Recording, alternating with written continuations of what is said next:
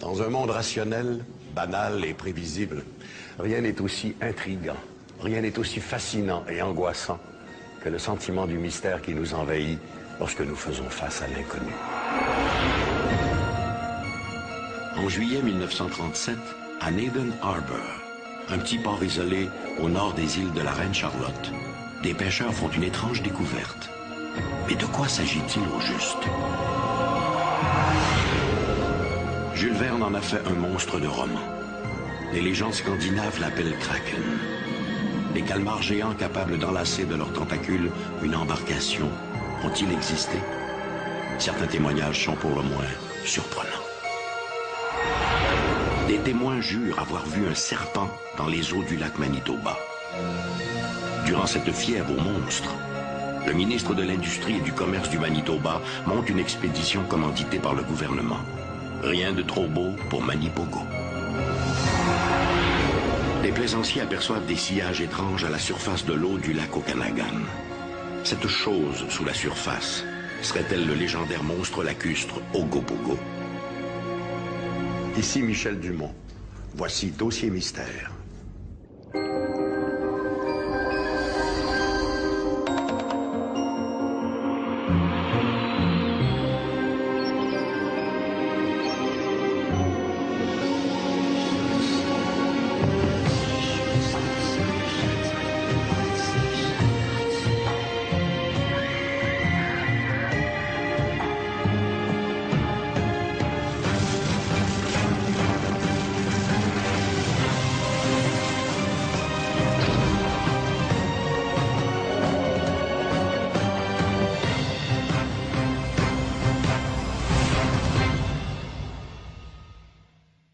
Lorsqu'il est question de monstres marins ou lacustres, les sceptiques questionnent « mais où sont les preuves ?»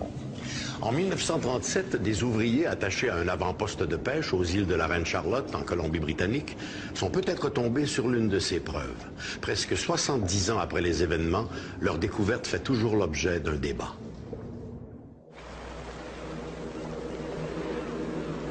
Naden Harbor, poste de pêche situé à l'extrême nord des îles de la Reine-Charlotte, est en ce mois de juillet 1937 bouillant d'activité. En effet, les baleiniers y ramènent leurs prises afin qu'elles y soient dépecées et transformées en produits d'utilisation courante. Ce jour-là, les pêcheurs ramènent un grand cachalot capturé au large de Langara Island. En lui ouvrant l'estomac, les ouvriers s'arrêtent stupéfaits. Outre les restes à moitié digérés des habituels poissons et mollusques, les hommes découvrent un long animal filiforme, un animal comme ils n'en ont jamais vu. La chose, à peine rongée par les sucs gastriques, présente des caractéristiques tout à fait singulières. Son corps, semblable à celui d'une énorme anguille, fait 3 mètres de long pour 15 cm de diamètre. Sa tête rappelle celle d'un cheval ou d'un chameau. Les hommes sont si surpris par cet animal inconnu qu'ils décident de l'étendre sur une table de fortune pour le photographier. Pendant qu'ils s'affairent, une rumeur gagne tous les bateaux du port. On aurait découvert un Cadborosaurus, ce mystérieux serpent de mer qui entrait les eaux de la côte ouest du Canada.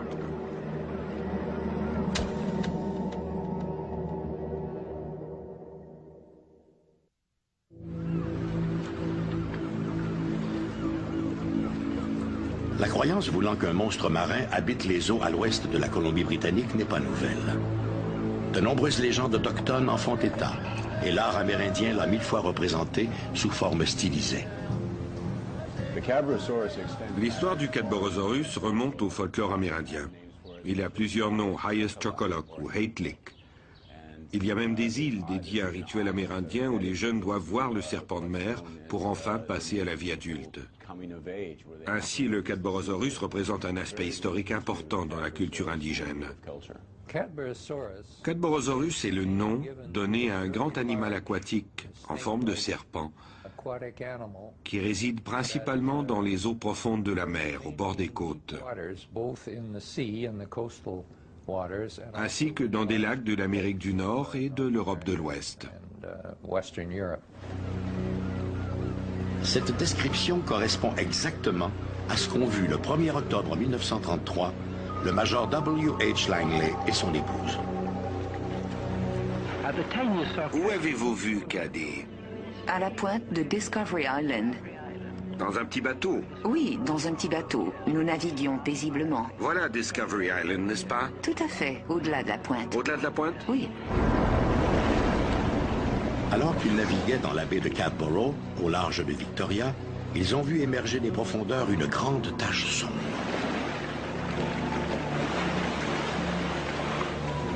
La créature leur parut être un énorme serpent dont le corps ondulait à la surface de l'eau. Aviez-vous peur?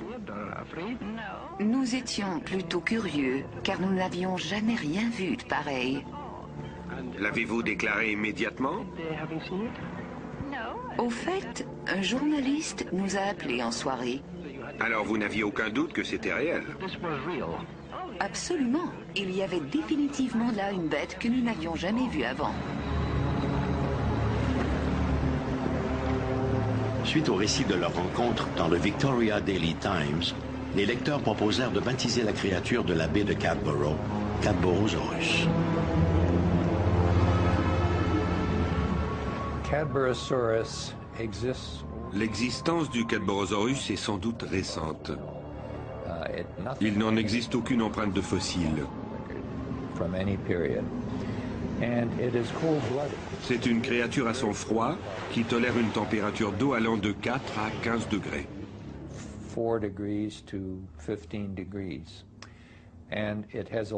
En plus, son corps allongé n'est pas isolé comme une baleine, ni protégé par un pelage.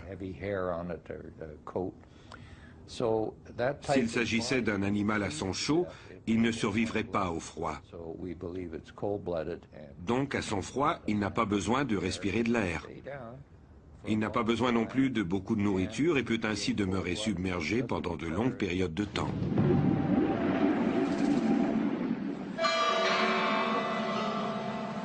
Depuis l'observation des Langley en 1933, d'autres rencontres, cette fois plus récentes, ont été rapportées. En 2004, j'étais à la plage avec ma fille en train de lancer des pierres dans l'eau. Du coin de l'œil, j'ai aperçu un genre de créature qui nageait à la surface de l'eau.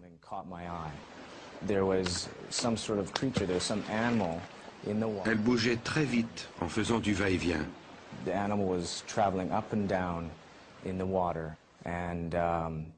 Je l'ai regardée environ 20 secondes et tout à coup, elle est disparue sous la surface.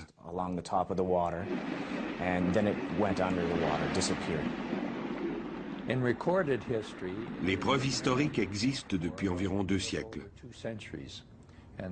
Le premier témoin a été un marin qui a noté son observation à bord d'un navire du capitaine Cook. Depuis, on l'aperçoit environ 3 fois par année.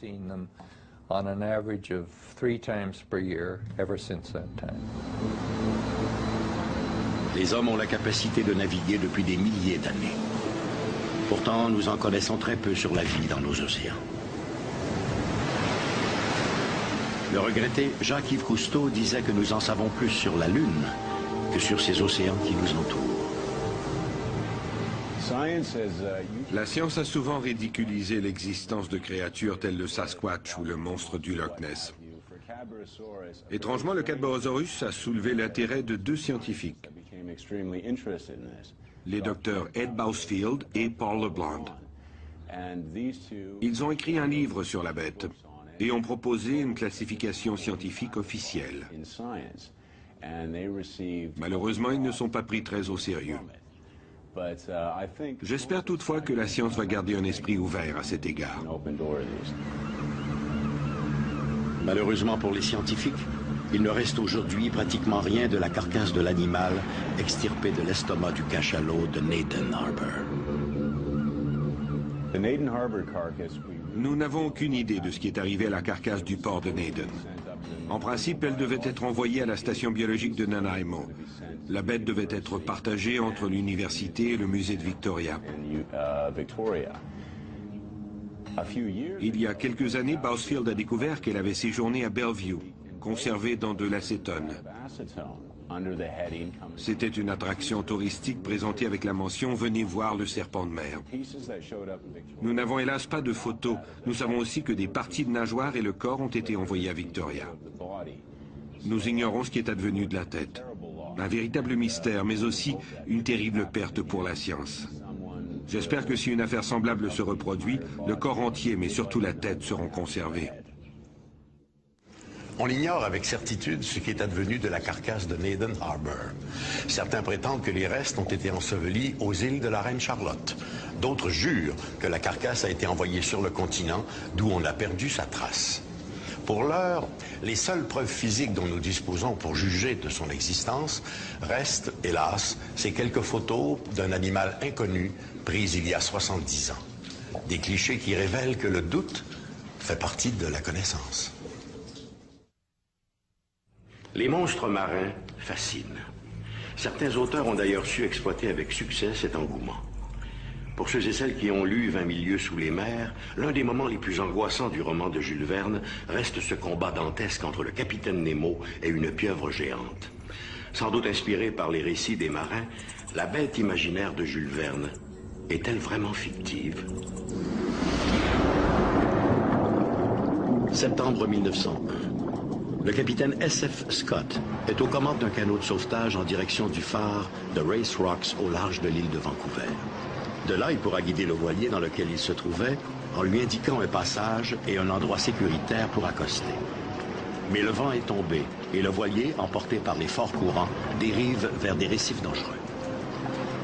Scott progresse vite lorsque soudain une présence inattendue le menace.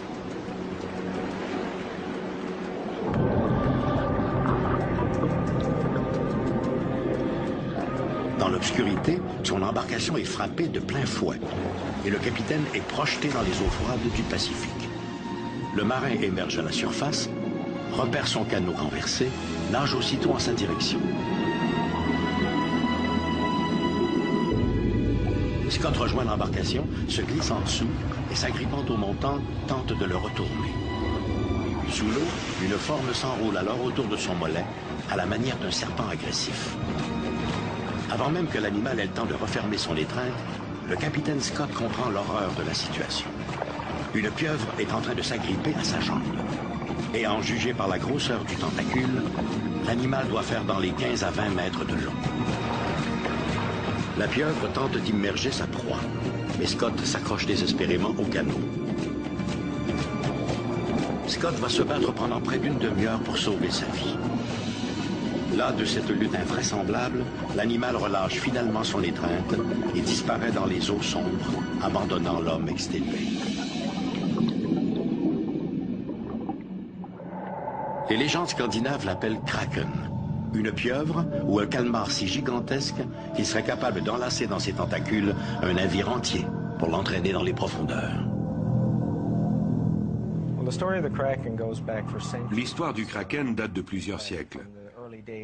Au fait, dès le début de la navigation, les premiers marins, très superstitieux, ont témoigné avoir vu des créatures inconnues lors de leurs voyages océaniques.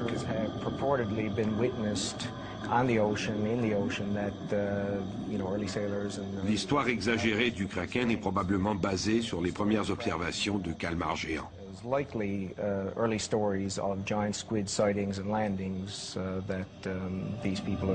Ces visions, combinées à la mythologie et à leur peur, ont hissé le calmar géant au rang de créature monstrueuse. Pour ceux qui ont lu 20 000 lieues sous les mers de Jules Verne, ou encore qui ont vu le film dans lequel un kraken attaque le Nautilus du capitaine Nemo, la question se pose. Le kraken, cet animal légendaire, existe-t-il vraiment? Je crois simplement que Jules Verne était un bon écrivain avec une imagination très fertile.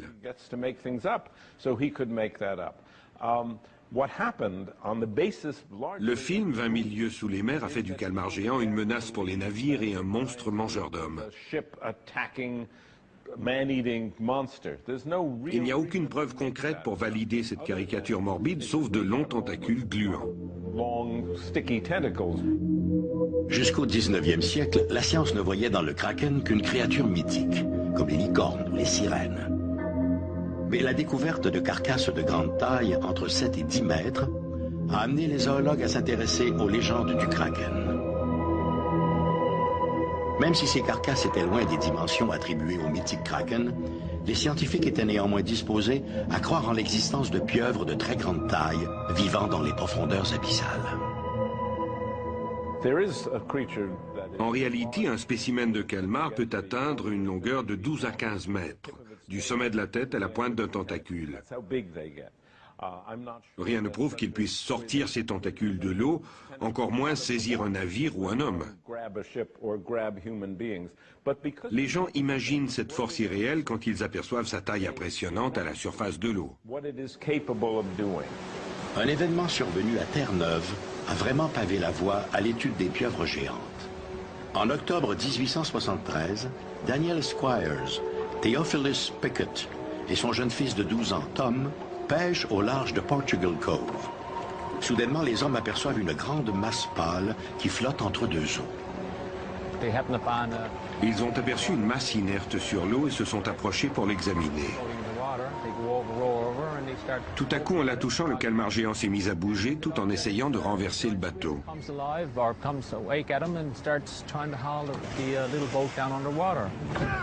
C'est à ce moment-là que le jeune Tom Pickett s'empare d'une hachette qu'il abat avec toute la vigueur de ses 12 ans sur les bras visqueux de la pieuvre, sectionnant 3 de ses tentacules. Effrayé et blessé, le calmar a disparu sous la surface, en lançant un jet d'encre. Rapidement, les pêcheurs ont regagné la berge. Évidemment, personne ne les a crus, mais ils avaient des preuves concrètes. Ils ont exhibé les tentacules qu'ils ont ramenés sur la berge. L'un des tentacules a été mangé par un chien, un autre a disparu, et le dernier a été examiné par un chercheur de St. John's. Le membre amputé va se révéler la première véritable preuve matérielle de l'existence d'une toute nouvelle espèce de calmar géant.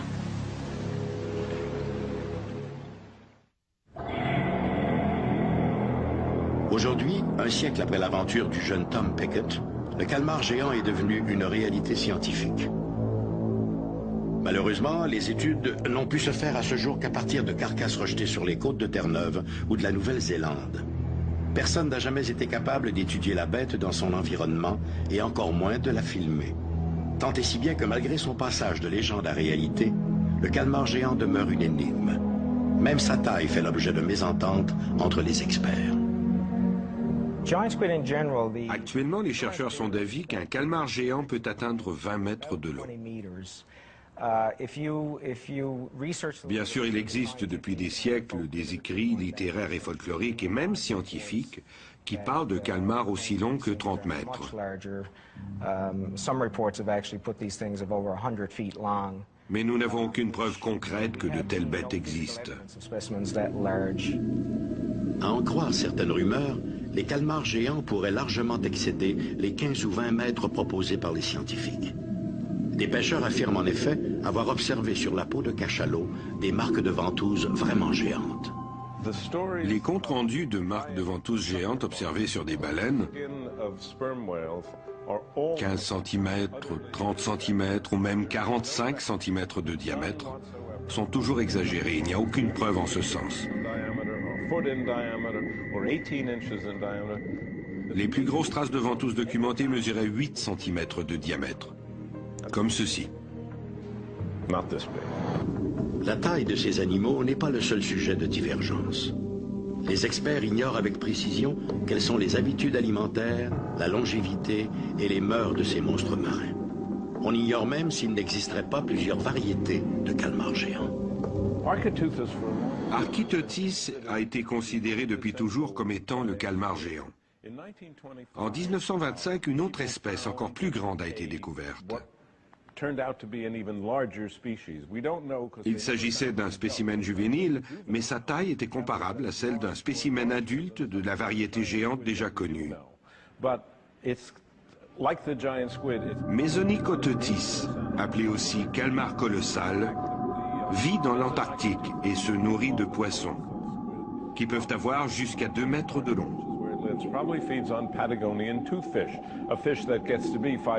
Au fait, les carcasses de calmars géants que nous étudions proviennent souvent des estomacs de baleines.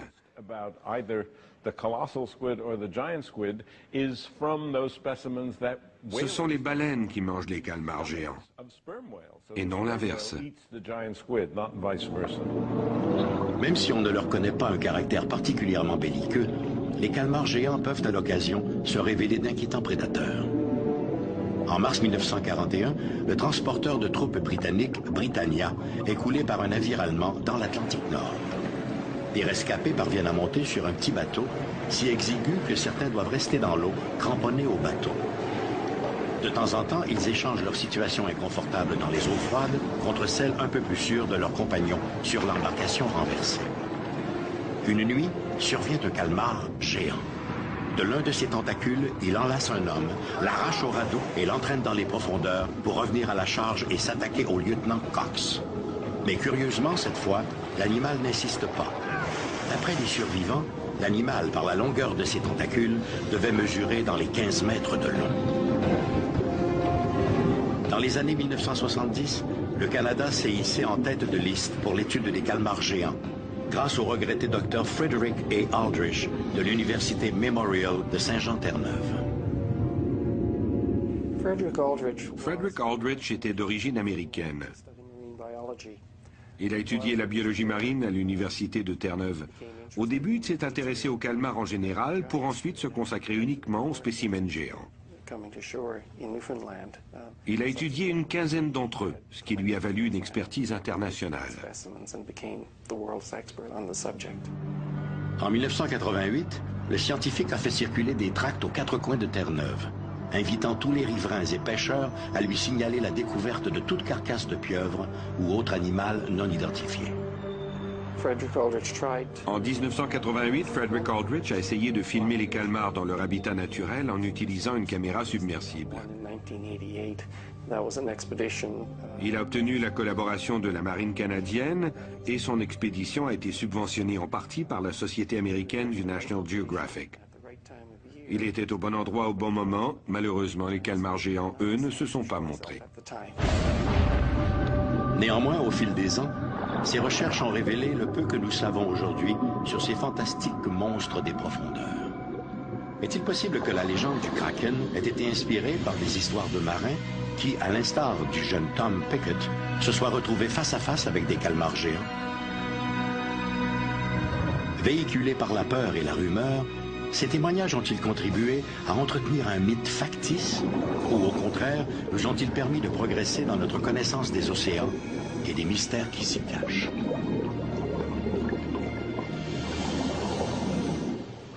Dans son livre « The Search for the Giant Squid », l'auteur Richard Ellis écrit que sans la perspective de ces grands animaux inconnus, les grandes profondeurs abyssales nous sembleraient bien monotones. Jules Verne serait sans doute d'accord avec lui.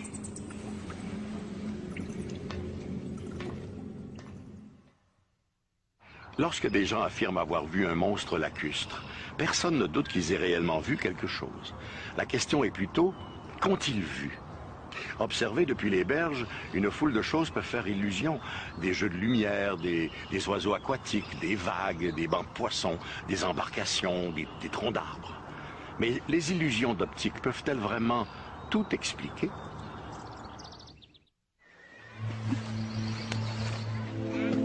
Bien que fraîche, la journée est magnifique à Manipogo Beach, sur la berge du lac Manitoba. Parmi les vacanciers se trouve un certain A.R. Adams, résident de la région. Soudainement, quelque chose au large attire son attention. Il s'agit de bosses apparemment en mouvement à la surface de l'eau. La créature filiforme ondule comme le ferait une anguille géante. Adams estime qu'à elle seule, la tête fait dans les 25 cm de large, sans yeux ni bouche apparemment. Adams et les autres témoins ajouteront leur récit à des dizaines d'autres qui affirment avoir observé le même genre de créatures lacustres dans les lacs Manitoba, Winnipegosis et Winnipeg.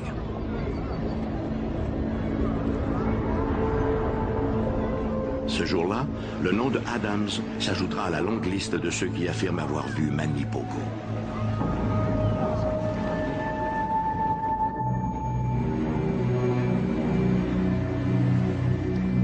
A priori, les grands lacs manitobains constituent un environnement idéal pour l'évolution de grands animaux lacustres. Pourtant, les récits faisant état d'une bête inconnue dans les eaux des lacs Manitoba, Winnipegosis et Winnipeg sont tout à fait contemporains. Dans les traditions des Premières Nations amérindiennes du Manitoba, il n'y a aucune référence à Manipogo. Par contre, au début des années 1900, il y a eu toute une série de rapports à son sujet. Quelle que soit sa nature, Manipogo est un monstre plutôt récent. La créature du lac Manitoba n'a pas alimenté autant de témoignages qu'Ogopogo ou d'autres monstres lacustres. Par contre, les témoignages sont tout à fait crédibles. La créature aurait été vue dans 6 lacs différents. On parle des lacs Manitoba, Winnipegosis, Dirty Weir, Cedar et Dauphin. Ces lacs sont tous reliés entre eux par des rivières. Il n'est donc pas contradictoire que la bête ait été rapportée dans l'un ou l'autre de ces lacs. Vers 1913 ou 1918, un prospecteur a raconté avoir vu brièvement dans l'eau une créature en forme de serpent. Ensuite, les observations ont été rapportées au rythme d'une tous les 10 ans. Puis dans les années 1940-1950, des dizaines de témoignages ont été colligés. En 1957, les quelques cas rapportés semblent assez sérieux pour que le ministre manitobain de l'Industrie et du Commerce de l'époque, Bud Jobin, mette sur pied une expédition scientifique pour jauger de la réalité de la bête lacustre. Le Manitoba est une province peu peuplée, contrairement à la Colombie-Britannique. Qui plus est, les secteurs autour de ces lacs ne sont fréquentés qu'en période estivale, comme la célèbre plage Manipogo où l'animal aurait été vu plusieurs fois. On comprend qu'en raison de la faible densité des populations sur ce territoire, un territoire qui n'est pas non plus un moteur touristique du Manitoba, les occasions de voir l'animal restent faibles.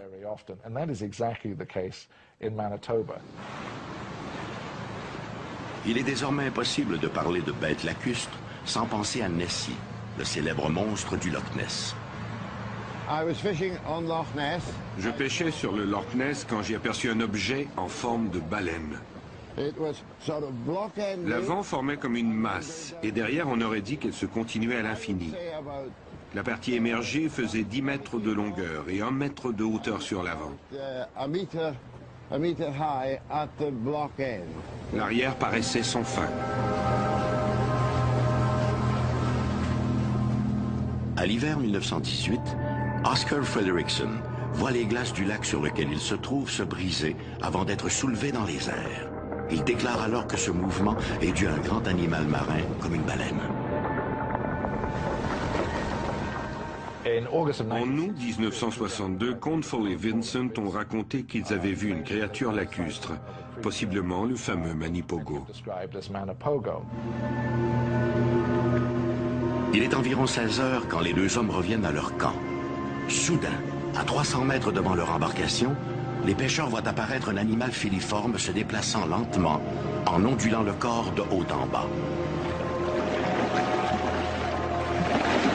Vincent s'empare de son appareil photo et prend 3 clichés de l'animal.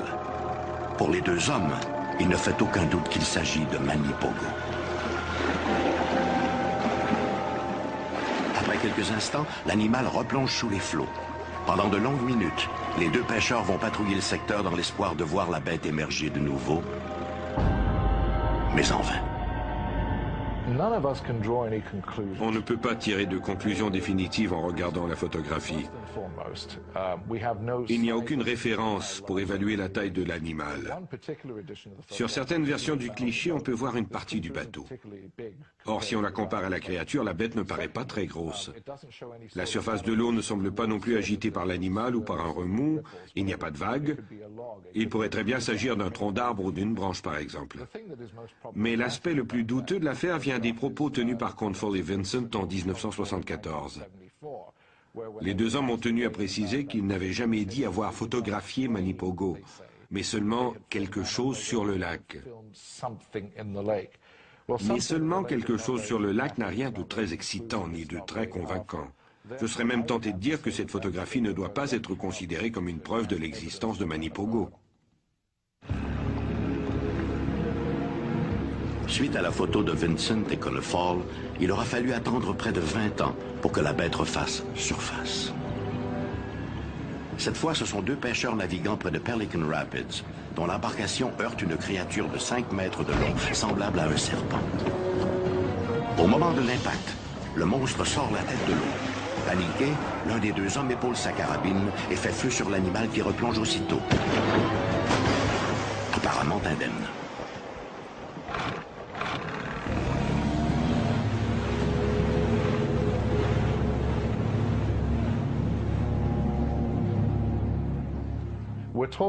Nous parlons ici de ce qui m'apparaît comme plusieurs créatures d'une seule et même espèce qui seraient présentes dans plusieurs lacs. Ces groupes présenteraient des variations comme on en rencontre chez les chiens. On a par exemple des chihuahuas mais aussi des bergers allemands, on a des rottweilers et des labradors. Pourtant ce sont tous des chiens.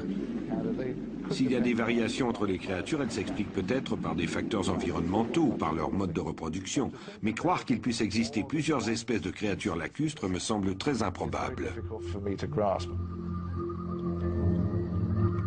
Tous deux férus de pêche, Beatrice Anna et son mari garderont de cette soirée sur le lac Manitoba un souvenir impérissable. Une fois arrêté, mon mari s'est retourné pour soulever le moteur. C'est à ce moment-là que j'ai entendu un bruit semblable à de l'eau contre le rivage.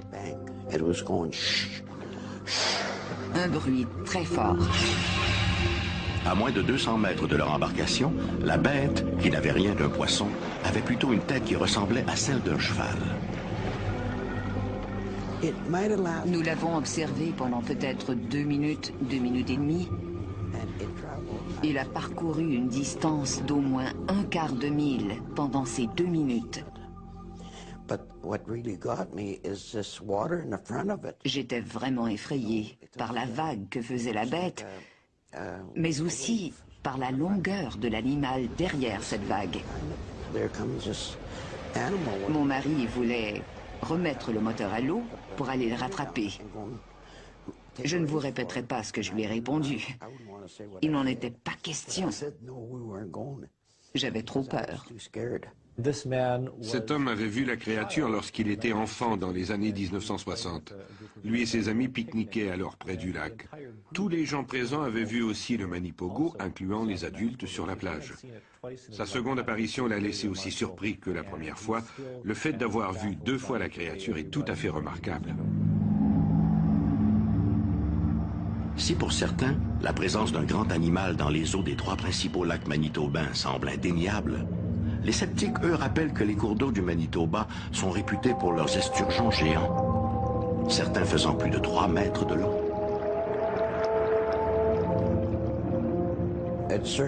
Ce n'était certainement pas un esturgeon. Ces poissons n'ont pas une tête comme celle d'un cheval. Et son énorme tête était bien visible au-dessus de l'eau. La faille dans cette hypothèse est la tête au-dessus de l'eau, qui ressemblait à celle d'un cheval, ou encore celle d'un lézard.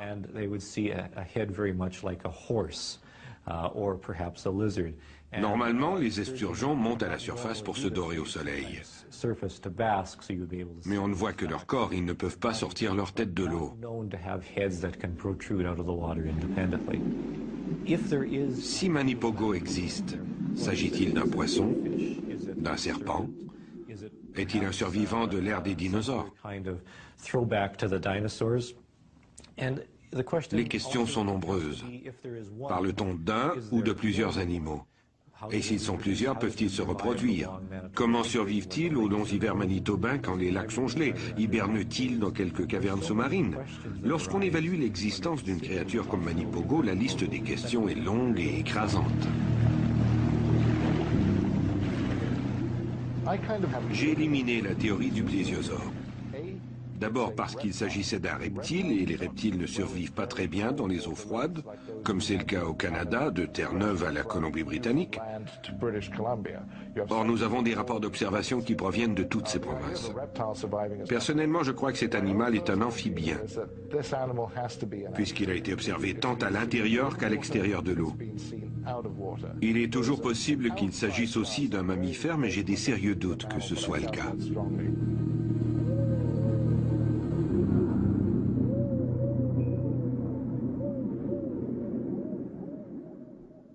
Dans son livre intitulé « In the Domain of the Lake Monsters », le chercheur canadien John Kirk écrit que les enquêtes sur les monstres ont été entachées par de nombreuses fraudes et par des attitudes douteuses. Plusieurs observations, ajoute Kirk, ont littéralement été mises en pièces par les scientifiques et les sceptiques. Mais en dépit de ce constat, certaines observations résistent toujours à l'analyse. En 1994, la Société canadienne des postes a émis 4 timbres à l'effigie de créatures fabuleuses qui ont marqué le folklore canadien. Il y avait le kraken, le calmar géant des légendes de la mer, le Sasquatch, l'abominable homme des bois de l'Amérique, le loup-garou, cette bête mi-homme mi-loup de nos cauchemars, et Ogopogo, le monstre lacustre du lac Okanagan en Colombie-Britannique.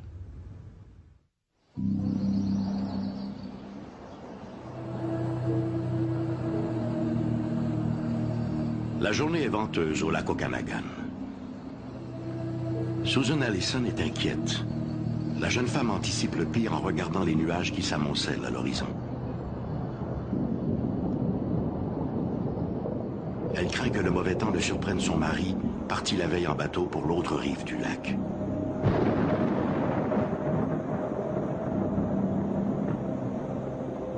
Si l'orage éclate, le pire est à craindre pour John. Sur le lac, des vagues commencent à se former, menaçantes. Ce n'est qu'à ce moment qu'elle remarque une masse sombre qui se déplace contre le vent en fendant les vagues. Elle réalise que ce qu'elle croyait n'être qu'un tronc d'arbre à la dérive est en fait un animal aquatique filiforme d'au moins 15 mètres de long. Pendant de longues minutes, Susan Allison reste là, les yeux fixés sur le lac. Tout son esprit n'est occupé que par un nom, Naitaka.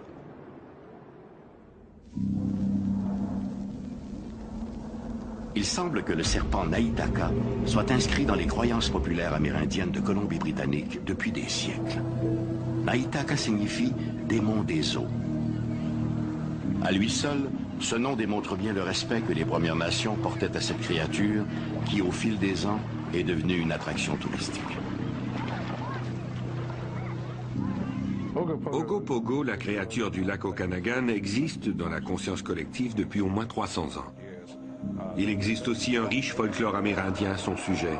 On lui donne plusieurs noms, Naitaka, Nahahaitk et plus récemment Ogopogo, comme on le désigne aujourd'hui.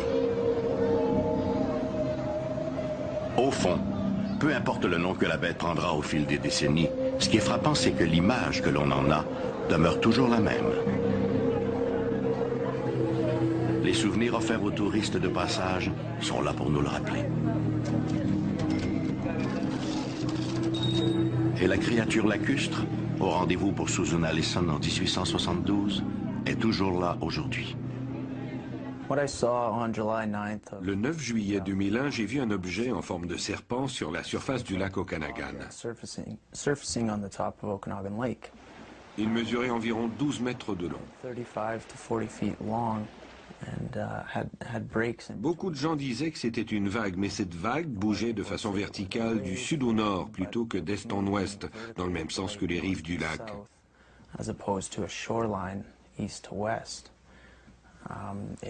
Les parties émergées brillaient au soleil.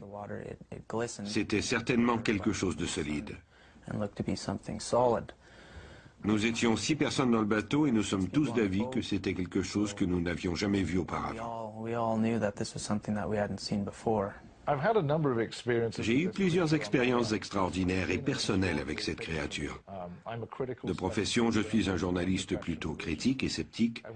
Lors de ma première rencontre avec Ogopogo, cela remonte à 1987 et j'en ai eu 11 depuis, J'ai été tout à fait médusé. Je ne pouvais pas concevoir qu'une telle créature puisse exister au milieu d'un endroit aussi densément peuplé.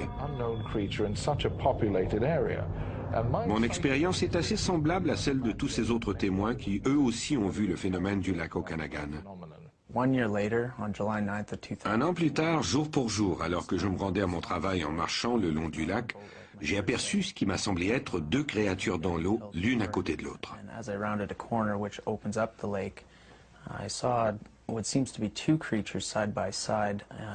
La surface du lac était très calme et il n'y avait aucun bateau dans les environs. J'étais très étonné. Je ne m'attendais pas à revoir cet animal, surtout pas un an après. Dans les deux cas, je ne cherchais pas à voir la créature. Elle s'est manifestée, c'est tout.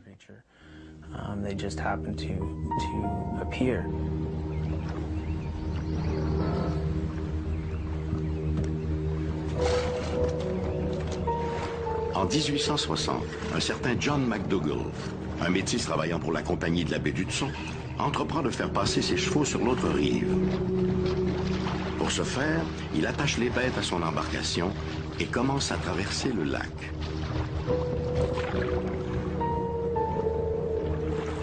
À mi-chemin, les chevaux qui nagent derrière l'embarcation se débattent et disparaissent sous les flots. McDougall est terrifié. Ce qui a attiré ses bêtes dans l'abîme risque de l'entraîner à son tour. McDougall n'a d'autre choix que de couper la traîne pour se libérer de cet agresseur invisible. Il pagaie ensuite de toutes ses forces jusqu'à l'autre rive.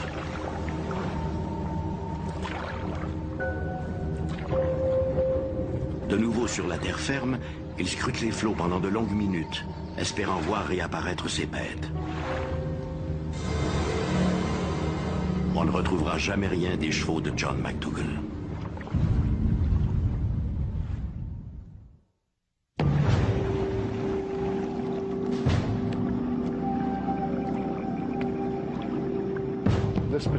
Cet animal possède les caractéristiques d'un amphibien, plutôt que celles d'un reptile aquatique, comme l'était le plésiosaure ou l'élasmosaure. Il est possible que nous soyons ici en présence d'une espèce très ancienne, une relique du passé. Ou encore, et cela n'a rien de contradictoire, une espèce tout à fait nouvelle. Ogopogo fascine toujours. C'est pourquoi les récentes missions de recherche n'ont pas lésiné sur les moyens scientifiques disponibles pour scruter les fonds du lac Okanagan. La recherche d'Ogopogo doit être scientifique. Après tout, nous sommes ici à la recherche d'un spécimen biologique. Nous cherchons un animal dans le but précis de l'identifier et de l'homologuer scientifiquement dans un catalogue taxonomiste. Mais force est de reconnaître que lorsqu'il est traqué avec tout l'attirail scientifique, l'animal préfère se faire discret. En fait, c'est lorsqu'on s'y attend le moins que la bête se manifeste. Toutes les photos, tous les témoignages, tous les croquis ne prouveront malheureusement jamais, hors de tout doute, l'existence du monstre lacustre. En l'absence de toute preuve physique de cet animal, comme une carcasse, des embryons, des spécimens juvéniles ou des œufs,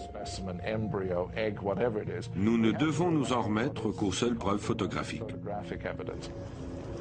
Scientifiquement parlant, pour reconnaître l'existence d'un animal, il faut produire un spécimen bien concret. À défaut, une créature comme Ogopogo reste dans le domaine du peut-être.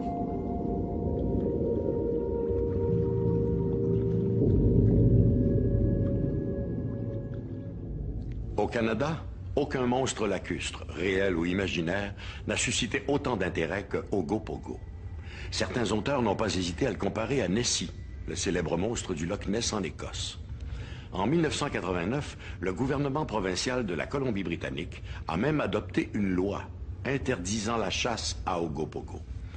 Même si l'existence d'Ogopogo reste l'objet d'une vive controverse, certains élus ont compris que dans le doute, mieux valait prévenir que guérir.